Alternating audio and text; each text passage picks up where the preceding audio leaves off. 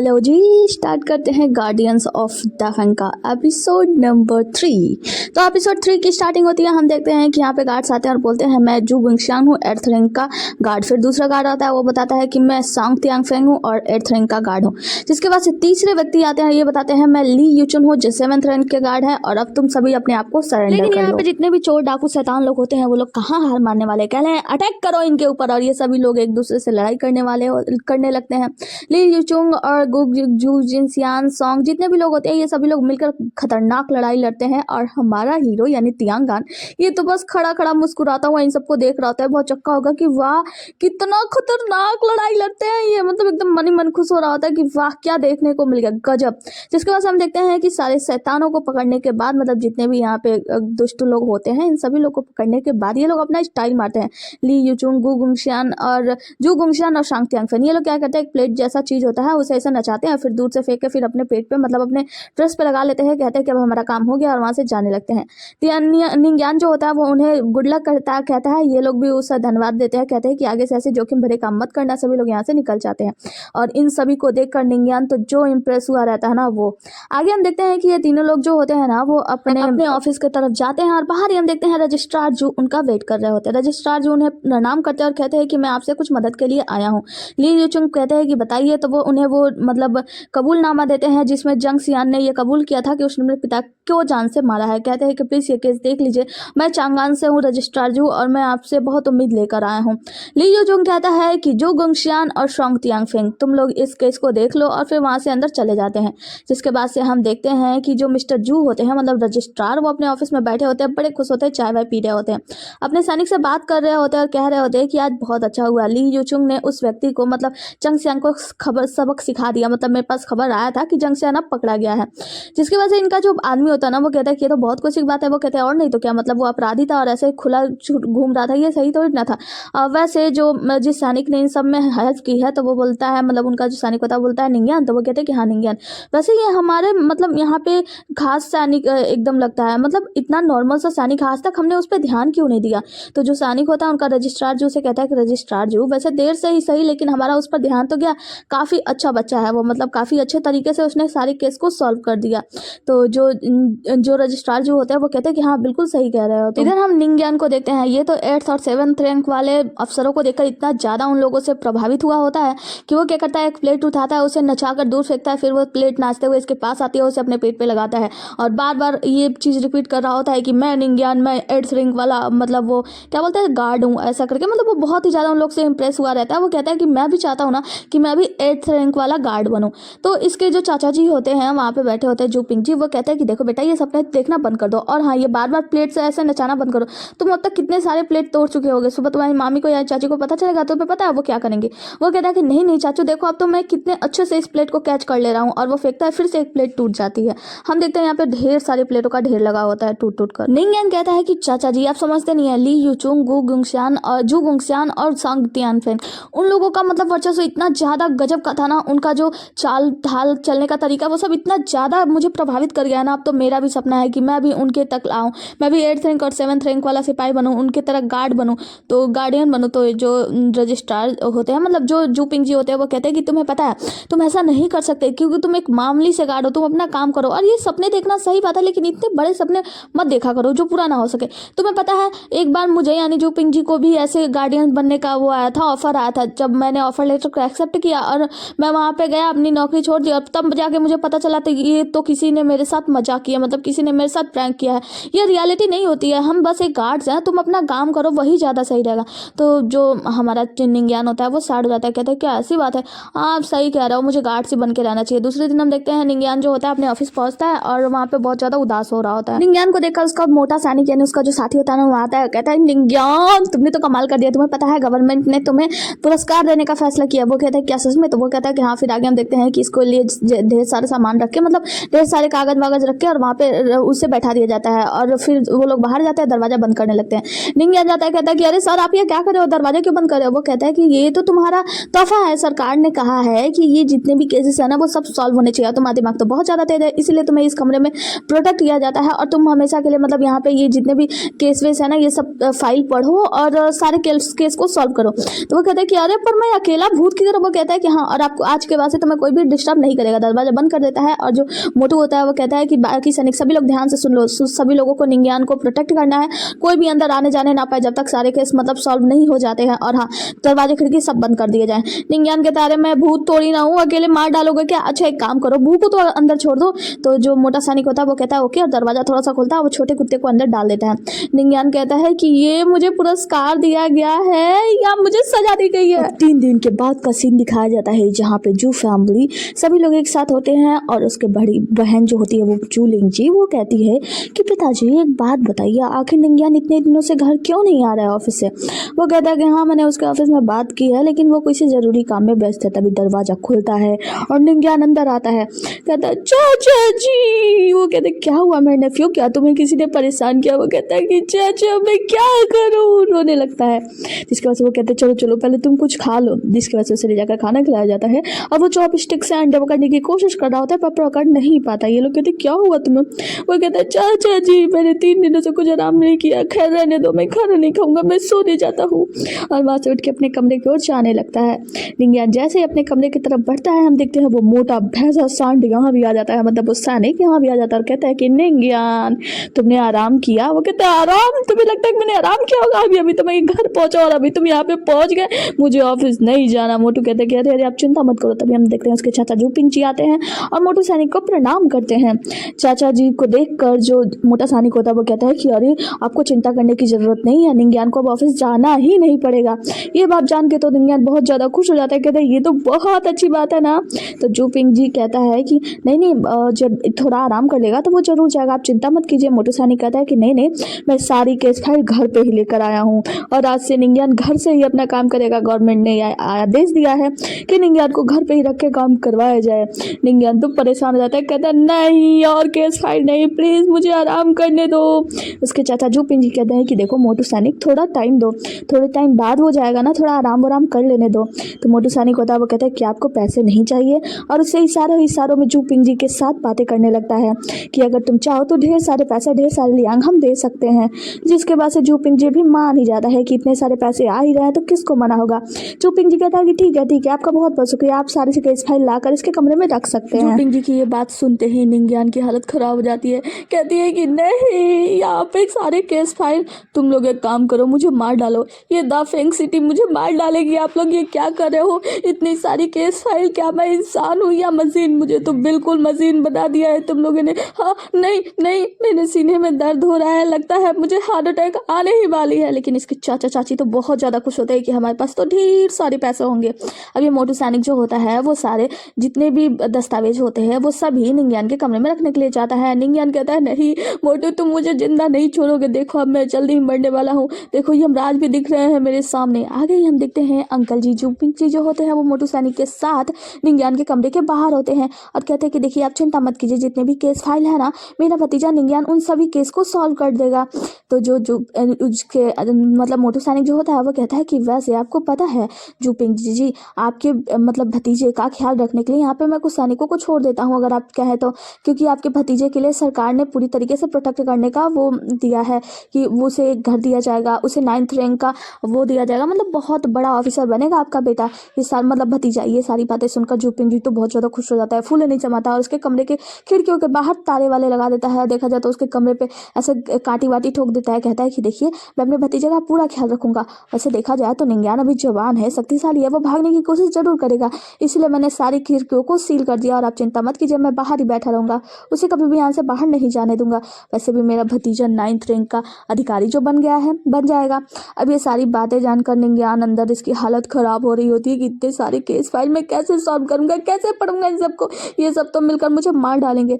निंग्यान को हम देखते हैं वो केस फाइल की स्टडी कर रहा होता है और बार बार भागने की कोशिश कर रहा होता है, लेकिन जैसे ही वो कमरे से बाहर निकलता है तो उसके चाचा जूपिंग जी वहीं पे बैठे होते हैं, कभी वहीं पे सो रहे होते हैं, कभी दरवाजे के बाहर, कभी कहीं कहीं, मतलब हर जगह जूपिंग जी वहीं पे बैठ जाते हैं। निंग्यान की हालत खराब होती है, कहती है कि कहता है कि क्या मैं इतनी सारी केस फाइल एक साथ स्टडी कर पाऊंगा। वो सारी केस फाइल को पढ़ रहा होता है और साइड साइड में दिमाग लगा रहा होता है कि कैसे मैं यहाँ से बाहर भागूं, मुझे क्या करना चाहिए। क्या मुझे उस मोटू का मतलब विश्वास जीतना चाहिए, मुझे अपने चाचा जो पिंजी का विश्वास जीतना चाहिए। सबसे पहले तो इस कमरे से बाहर जाना है तो, और वो बहुत सारा दिमाग विमाग लगाने के बाद सबसे पहले अपने चाचा जी का दिल जीतना चाहिए, फिर ही मैं कुछ कर सकता हूँ। हम देखते हैं वो अपने चाचा के आसपास जाके सो जाता है। ऐसा दिखाता है जैसे मैं चाचा यहाँ से भागूंगा नहीं। चाचा जी कहते हैं तुम अंदर सोया करो वरना तुम बीमार पड़ जाओगे। फिर वो दूसरे दिन भी अपने केस की फाइल्स की स्टडी बहुत अच्छे से करता है। और दूसरे दिन हम देखते हैं यहाँ पे वो मोटू सैनिक, मतलब मोटू जो सैनिक होता है वो वहाँ पे आता है। तो वो मोटू सैनिक के सामने पहले तो फाइल वाइल दिखाता है, उसके बाद से वो पागलों की एक्टिंग करने लगता है। कहता है कि मोटू तुम मुझे पागल कर दिए हो, मेरा दिमाग कुछ भी काम नहीं कर रहा है, मैं रिलैक्स नहीं कर पा रहा हूँ, मैं सो नहीं पा रहा हूँ, मैं क्या करूँ। मोटू कहता है ठीक है तुम चिंता मत करो, मैं तुम्हें ले चलता हूँ एक जगह रिलैक्स कराने के लिए। और वो उसे एक बार में लाता है। यहाँ पे बहुत सारी लड़कियां होती हैं जो डांस कर रही होती हैं और सभी लोग पी रहे होते हैं, इंजॉय कर रहे होते हैं। निंज्ञान कहता है लेकिन ये मेरी वाली जगह नहीं है, मैं यहाँ पे क्या करूँगा। कहता है फिर भी मुझे अब इस मोटू का दिल भी जीतना होगा, तभी मैं इन सबसे बाहर निकल सकता हूँ। और फिर उन लोगों के साथ इंजॉय करने का नाटक करता है। दूसरे दिन भी अपने केस फाइल की स्टडी बहुत अच्छे से करता है। और फिर दूसरे दिन भी मोटू के साथ वो उसी हॉल में जाता है, वहीं जाता है जहाँ पे ये लोग इंजॉय किया करते थे। अब वहाँ पे धीरे धीरे उन सभी के साथ घुलने मिलने की एक्टिंग करता है कि मैं बहुत ही अच्छे से सारा काम कर रहा हूँ। अगले दिन भी वो अपना काम वाम बहुत अच्छे से करता है और जब भी वो केस सॉल्व करता है तो उसे सोने की सिक्के मिलते हैं। और ये सब कुछ के बाद वो इंजॉय करता है। फिर आकर वो अपनी केस फाइल की स्टडी करता है। केस फाइल की स्टडी करके मतलब जो भी उसका वो काम वाम होता है वो अपना पूरा करता है। फिर वो मोटू के साथ दोबारा उसी बार में जाता है। मतलब देखा जाए तो अब इसका रूटीन बन चुका है। ये बस इन लोगों का भरोसा जीतना चाहता है या कि अब मैं यहाँ से निकल नहीं सकता तो मुझे खुश रहने का कोई ना कोई तरीका तो निकालना ही होगा। कुछ ना कुछ करके मुझे यहाँ से बाहर निकलना है, आगे बढ़ना है तो कुछ ना कुछ तो करना होगा, मेहनत तो करना ही होगा। बहुत सारी मेहनत करता है, इन लोगों के साथ जाके इंजॉय करता है और फिर अपना वही काम वाम करता है। एक दिन का समय होता है, महीने का पहला दिन, जिस दिन सबकी तनख्वाह मिली होती है। चाचा जी जो पिंजी जो होते हैं वो अपने चांदी के सिक्के देते हैं। यहाँ पे उनके चांदी के सिक्के तौले जा रहे होते हैं कि आपके चांदी के सिक्के में 3 सिक्के कम है। चाचा जी जोपिंग जी कहते हैं कि अरे नहीं वो तो मैंने खर्च कर दिया था। तो उनकी पत्नी जो होती हैं लीलू, वो कहती है कि बिल्कुल नहीं, सिक्के निकालो। तो वो फिर अपने चुराए हुए सिक्के निकाल कर उन्हें दे देते हैं। कहते हैं लो ये इस महीने का तनख्वाह है। और यहाँ पे हम देखते हैं कि हमारा निंज्ञान होता है वो तो बहुत ही ज़्यादा सीना तान के खड़ा होता है, उसके पास तो बहुत पैसे हैं ना। हम देखते हैं कि यहाँ पे उनका बेटा मतलब जो जू झिकिंग आता है वो भी अपने पैसे वैसे देने के लिए, जब चाचा जी जू पिंजी जो होते हैं अपने पैसे वैसे खाली करके आ जाते हैं चले जाते हैं तो जू झिकिंग आके अपने पैसे देता है। इसके पैसे में भी कुछ कमी होती है, मतलब उतने पैसे नहीं होते हैं जो महीने के स्टार्टिंग में दिया जाता है। लेकिन फिर उसकी माँ लीलू उसे भी प्यार से वहाँ से जाने देती हैं। अब बारी आती है हमारे हीरो निंज्ञान की। निंज्ञान तो इतना बड़ा सा थैला निकाल के वहाँ पे पटक देता है। थैला देखकर आंटी लीलू कहती है कि हाँ पत्थर बटोर कर लाए हो गया और ला भी कह सकते हो। और जब वो थैला खोलती हैं तो बहुत चक्की रह जाती है क्योंकि उसमें बहुत सारे चांदी के सिक्के होते हैं। ये लोग कहते हैं इतने सारे पैसे तुमने कहाँ से कमाया। वो कहता है क्योंकि मुझे रिवॉर्ड मिलता है और ये उसे रिवॉर्ड के पैसे हैं। चाची जी तो बहुत ही ज़्यादा मतलब शॉक्ड हो जाती है। सभी लोग खुश होते हैं कितने पैसे हैं। अब खाने का समय आता है, तब हम देखते हैं कि जू पिंजी को अच्छा खाना मिलता है, यहाँ तक कि जू झिकिंग को भी अच्छा खाना मिलता है। लेकिन जब बारी आती है हमारे निंज्ञान की, निंज्ञान को तो छोटी सी टंगड़ी दी जाती है। तो निंज्ञान जब छोटी टंगड़ी देखता है तो कहता है ये क्या, इस महीने में मैंने ज़्यादा पैसे दिए हैं फिर भी मुझे इतना सा खाना। लेकिन चाची जी कहती है मुंह बंद करो, अपना जो मिल रहा है वो खा लो। और अपने बेटे जू झिकिंग से कहती हैं कि बेटा जू झिकिंग तुम भी खाओ। क्या हुआ, तुम इतने शांत क्यों बैठे हो और उदास क्यों लग रहे हो। मतलब अपने बेटे तो सबको अच्छे लगते हैं ना, वैसा ही टाइप में। तो यहाँ पे जू झिकिंग जो होता है वो बहुत ज़्यादा उदास लग रहा होता है, वो कुछ भी बोल नहीं रहा होता। जो जू पिंजी होते हैं वो भी पूछने का कोशिश करते हैं पर कुछ नहीं। निंज्ञान जो होता है बस उसका चेहरा देख रहा होता है। फिर कहता है कि बताओ भाई क्या बात हुआ। जू झिकिंग बोलना स्टार्ट करता है। जू झिकिंग कहता है कि माँ आपको पता है हमारे स्कूल में फेयरवेल होने वाला है और उस वक्त सबको पोयम सुनाना है, लेकिन मेरे पास तो कोई ऐसी पोयम ही नहीं है जो मैंने लिखी हो। उसकी माँ कहती है क्या बड़ी बात हो गई, एक काम करना जो पुराने कोई पोयम हो वो ऐसा कुछ सुना देना। वो कहता है कि नहीं माँ आप नहीं समझती, जो मेन गेस्ट हमारे वहाँ पे आने वाले हैं फेयरवेल पार्टी में वो जैनसन है, वो 4th रैंक के अधिकारी हैं। अगर वहाँ पे हमने कोई अच्छी सी पोयम नहीं लिख कर सुनाई तो वो बहुत ज़्यादा समझदार है, वो अच्छे से समझ जाएंगे कि ये मेरी लिखी हुई नहीं है और सबको लगेगा कि मैं एक अच्छा स्कॉलर नहीं हूँ, मतलब बहुत ज़्यादा बुद्धिमान पढ़ा लिखा व्यक्ति नहीं हूँ। उसकी माँ कहती है कोई बात नहीं बेटा, ऐसा होता रहता है। जुपिंग जी कहता है कि हाँ बेटा क्या हुआ, वैसे भी तुम्हारे नाना जी पता है वो भी ऐसे थे, उन्हें भी पोयम लिखना बिल्कुल भी नहीं आता था। माँ लीलू कहती है तो तुम्हें क्या लगता है तुम्हारे पिताजी बहुत ज़्यादा अच्छे थे, और वैसे भी मेरे पिता की बात क्यों कर रहे हो तुम, इसके नाना जी अगर वैसे थे तो इसमें हमारी क्या गलती है, इसमें इसकी क्या गलती है, ये तो पढ़ा लिखा समझदार है ना। और देखो हमारी बेटी वो तो तुम्हारे पिता को बहुत मानती है लेकिन फिर भी वो समझदार नहीं है। कौन है इतना समझदार जो पोयम लिख के सुना सके, ये निंज्ञान ये भी तो किसी काम का नहीं है, दिन भर पड़ा रहता है, खाता रहता है जानवरों की तरह, शैतान कहीं का। बाकी सबको मतलब ऐसे ही बातें बढ़ते लगती है और निंज्ञान को सुनाने लगती है। अब निंज्ञान को आता है गुस्सा, कहता है कि बस कीजिए चाची जी, ये क्या कर रही हैं आप, बात बात पे आप मुझे ही सुनाने को आ जाती हैं। आज मैंने ज़्यादा पैसे कमा के दिए फिर भी आप मुझे सुना रही हैं, मुझे अच्छा खाना नहीं दिया, पोयम ही तो लिखना है, इसमें कौन सी बड़ी बात है, पोयम को लेकर इतनी सारी बातें वो हो रही है और मुझे बीच में घसीट रही हैं। चाची जी कहती हैं लीलू तो तुम्हें क्या लगता है तुम बहुत ज़्यादा बड़े स्कॉलर हो, तुम बहुत बुद्धिमान हो, क्या तुम कोई पोयम लिख सकते हो, उसे बहुत ज़्यादा सुनाने लगती हैं। तो निंज्ञान कहता है पोयम लिखना कौन सी बड़ी बात है, और 4 लाइन कोई पोयम की सुना देता है, मतलब कुछ लिख कर शायरी जैसा बोल देता है। अब जैसे ये 4 लाइन बोलकर आगे बढ़ता है, ये बात जूझी किंग के कानों में पड़ती है। वो कहता है क्या वाह क्या पोयम थी, तारों से चमकता शहर, ये वो वगैरह वगैरह बहुत सारी चीज़ें मतलब अच्छी बोलने लगता है। कहता है ये पोयम की लाइन तो बहुत ही ज़्यादा अच्छी है, भाई तुम तो कमाल हो, तुमने पोयम लिखना कब स्टार्ट किया, ये पोयम तो बहुत गजब है, अगर मैंने ये पोयम जनसन को सुना दिया तो वो तो खुश हो जाएंगे और मुझे बुद्धिमत्ता का किताब भी दे देंगे। तो ये लोग कहते हैं क्या पोयम, ये सच में बहुत ज़्यादा अच्छा था, निंज्ञान पोयम भी लिख सकता है। तो यहाँ पे हम जूझी किंग को देखते हैं, वो तो पोयम में ही खोया हुआ है, बार बार उस पोयम के 4 लाइन को पढ़ रहा होता है, कह रहा था ये पोयम बहुत ही ज़्यादा कमाल था। निंज्ञान कहता है कि हाँ इसमें कौन सी बड़ी बात है। तो जो जूझी किंग होता है वो कहता है कि भाई निंज्ञान क्या मैं तुम्हारी ये पोयम बोरो कर सकता हूँ, मैं इससे अपना नाम दूंगा और वहाँ पे जाकर फेयरवेल में सुनाऊंगा जिससे मेरा नाम होगा। निंज्ञान कहता है कि हाँ हाँ चलो। तो हम देखते हैं कि जूझी किंग जो होता है ना वो उसे और ज़्यादा खाना खिलाने लगता है, ये लो मेरा वाला भी ले लो, ये भी सब सब खा लो सब खा लो, अच्छा इसके आगे का पोयम का लाइन बताओ ना। निंज्ञान कहता है कि बहुत हुआ, अभी मुझे अपना केस स्टडी करना है, मुझे जाना चाहिए, और वहाँ से चला जाता है। जूझी किंग उसके पीछे जाता है, कहता है कि भाई आगे की लाइन प्लीज़ बता दो, मैं तुम्हारे साथ आ रहा हूँ। आगे हम देखते हैं जूझी किंग अपने कॉलेज में होता है, यहाँ पे एक टीचर होते हैं और इनका नाम होता है जैंग सेंग, ये 4th रैंक के अधिकारी हैं, दूसरे होते हैं यांगोंग। अब जैंग सेंग जो होते हैं वो कहते हैं तो बच्चों आज आप लोगों के फेयरवेल का दिन है, मतलब आज के दिन आपके टीचर जो है वो रिटायर हो रहे हैं, अपने टीचर को फेयरवेल पार्टी आप लोग दे रहे हैं, तो क्या कोई ऐसा है जो उनके लिए एक अच्छा सा पोयम सुना सके। तो जो सभी बच्चे होते हैं वो सर नीचे कर लेते हैं, कहते हैं कि नहीं नहीं हम अपना पोयम सुनाएंगे तो बेइज्जती हो जाएगी। जूझी किंग जो होता है वो सामने आता है, कहता है कि टीचर मेरे पास एक पोयम है, और वो जाके वहाँ पे 4 लाइनें पढ़ देता है। अब ये चीज़ पढ़ के यहाँ पे जो टीचर होते हैं यांगोंग वो तो बहुत ज़्यादा खुश हो जाते हैं, कहते हैं कि वाह क्या पोयम है। तभी दूसरे वाले कहते हैं कि लेकिन ये पोयम जो है वो अधूरी है, तो क्या तुम आगे का लाइन सुनाओगे। तो दूसरे टीचर कहते हैं कि नहीं नहीं कोई बात नहीं आप रहने दीजिए, ये 4 लाइन अपने आप में ही पूरी है, क्या इस पोयम का कोई नाम रखा है तुमने। जूझी किंग कहता है कि नहीं टीचर मैंने इस पोयम का कोई नाम नहीं सोचा। अभी जो टीचर लोग होते हैं ना बहुत सारी तारीफ कर रहे होते हैं, यांगोंग जो होते हैं वो जो टीचर यहाँ से रिटायर हो रहे थे वो उसका नाम पढ़ते पढ़ते वहाँ से चले जाते हैं, मतलब वो जो पोयम होता है वो पढ़ते पढ़ते वहाँ से चले जाते हैं। यहाँ पे ली मुंबई और जैंग सेंग 2 टीचर होते हैं, जो दोनों टीचर लोग आपस में बैठ के डिस्कस कर रहे होते हैं कि ये पोयम तो वाकई में कमाल था। जूझी किंग को बुलाते हैं और कहते हैं कि जूझी किंग एक बात बताओ, अगर तुम्हारे पास इतनी अच्छी पोयम थी तो तुमने पहले हमें क्यों नहीं सुनाया। वो कहता है एक्चुअली टीचर बात यह है कि ये पोयम मैंने नहीं लिखा बल्कि किसी दूसरे स्कॉलर ने लिखा है। वो लोग कहते हैं कि दूसरा स्टूडेंट कौन है वो कहता है कि टीचर वो मेरा भाई है। तो टीचर कहते हैं जंग से अच्छा एक काम करो तुम हमें अपने भाई के पास ले चलो, और यहाँ पे दूसरे वाले जो टीचर होते हैं इनका नाम होता है ली मुंबई। तो ये उनसे कहते हैं कि तुम अपने भाई के पास ले चलो, वो कहाँ रहता है क्या करता है। तो जो ये होता है वो कहता है कि माफ़ कीजिएगा टीचर, दरअसल बात यह है कि जो मेरा भाई है ना वो कोई स्कॉलर नहीं है, मतलब वो कोई विद्यार्थी नहीं है बल्कि एक गार्ड है। तो ये लोग कहते हैं क्या गार्ड, और हंसने लगते हैं। तो ये कहता है कि हाँ दरअसल वो एक गार्ड है और उसने ही इस पोयम को लिखा है। वैसे जूझी किंग चाहता तो यहाँ झूठ बोल सकता था लेकिन ये साफ दिल का है ना तो ये सच बोलता है। टीचर्स बोलते हैं तुम मुझे अपने भाई से जरूर मिलवाना। सीन कट होता है, हम देखते हैं निंज्ञान जो होता है वो जू पिंग जी के साथ लड़ाई कर रहा होता है, मतलब हाँ जू पिंग जी उसे हाथापाई करने का तरीका सिखा रहा होता है। अब जू पिंग जी जो होता है उससे लड़ाई करने के लिए आगे बढ़ता है और निंज्ञान तो उसे ही धोखा देके पीट देता है।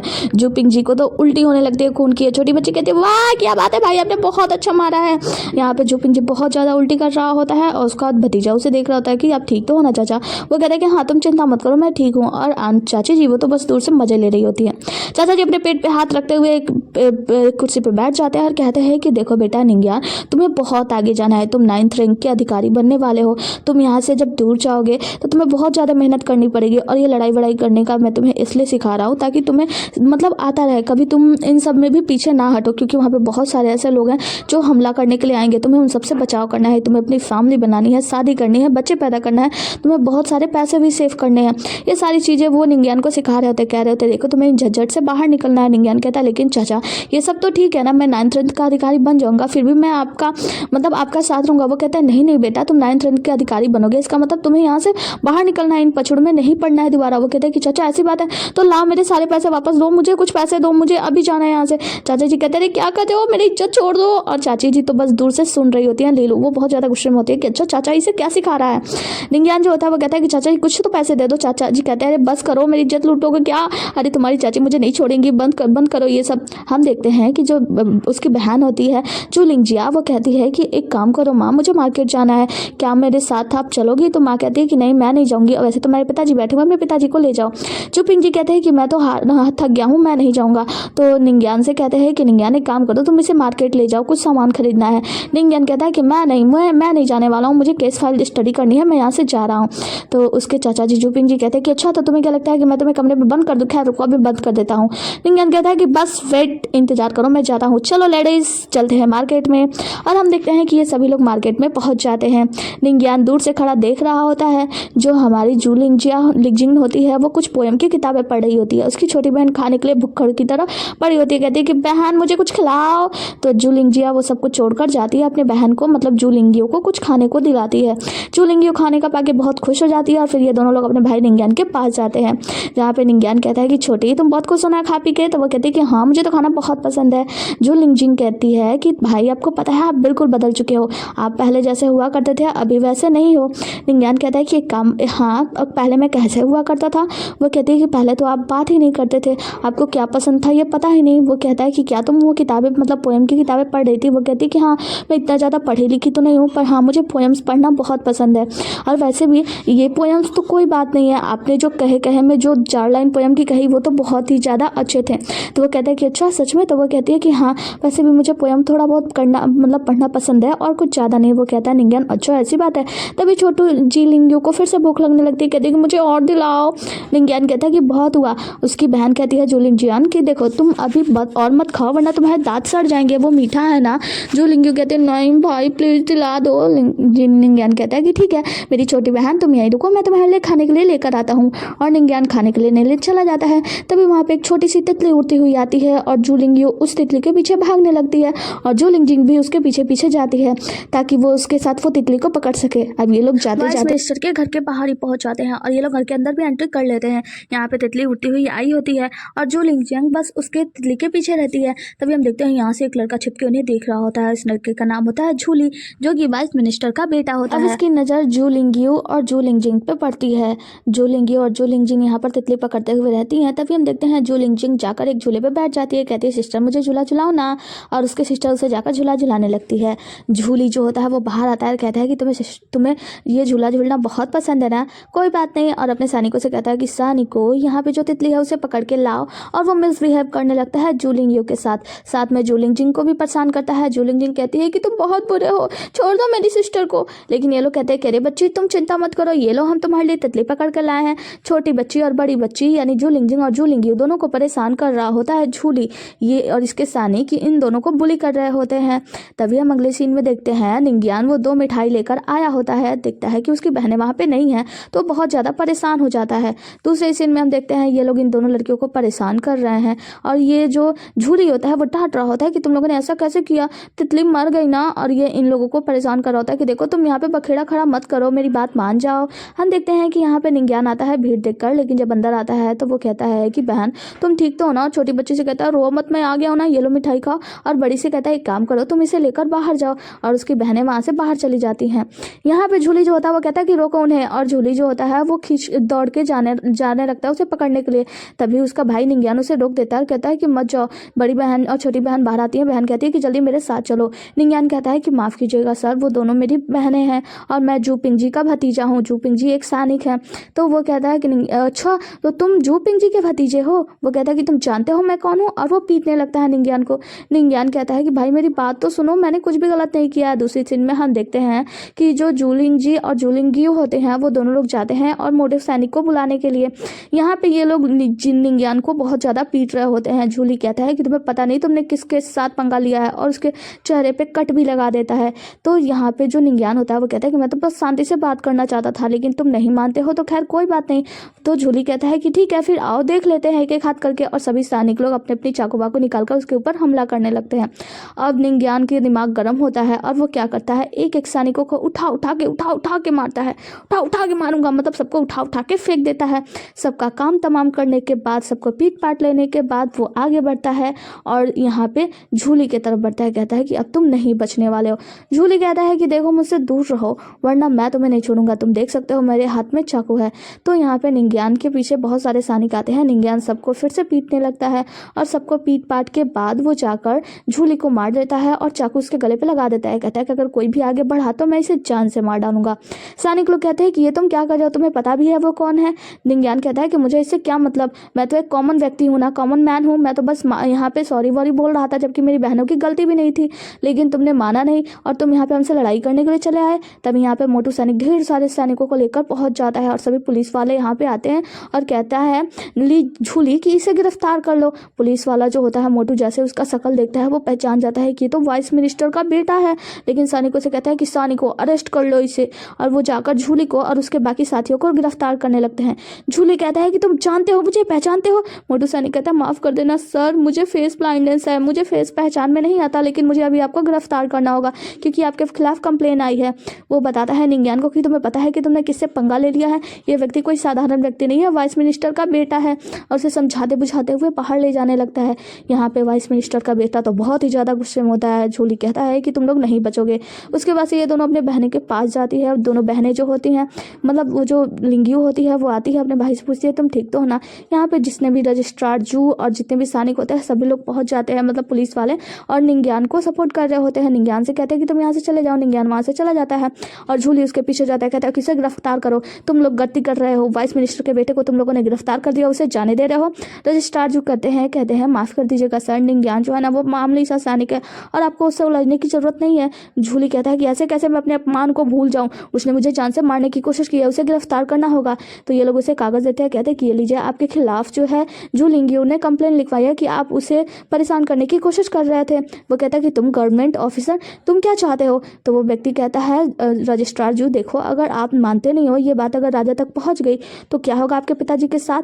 तो यहाँ पे झूली को गुस्सा आता है, वो उसे उठा के दूर फेंक देता है। कहता है कि अच्छा तो तुम मामले से सैनिक, तुम मुझे समझाओगे क्या करना है।